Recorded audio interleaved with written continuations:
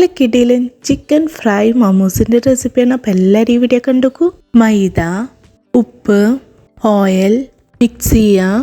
കുറച്ച് വെള്ളം ഒഴിച്ചിട്ട് ചപ്പാത്തിക്ക് കുഴച്ചെടുക്കുന്ന പോലെ കുഴച്ചെടുക്കുക. കുഴച്ചെടുത്തിട്ടുണ്ട്. 10 മിനിറ്റ് റെസ്റ്റ് ചെയ്യാൻ വയ്ക്കാം.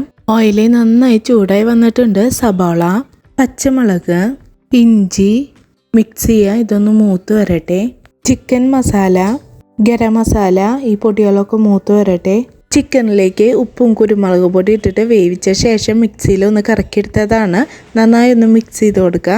മല്ലിയില ആവശ്യത്തിന് ഉപ്പും കൂടിയും ചേർത്തിട്ട് മിക്സ് ചെയ്യുക. ഇതായിട്ടുണ്ട്. പാത്രത്തിലേക്ക് മാറ്റാം. കിച്ചൻ ടോപ്പിലേക്ക് കുറച്ച് പൊടി ഇട്ട് കൊടുക്കുക. ഒരു ഉരുള എടുക്കുക. നന്നായി ഒന്ന് പരത്തിയെടുക്കുക. മൂടിയെടുക്കുക. ഇതുപോലെ ഒന്ന് കട്ട് ചെയ്തെടുക്കുക.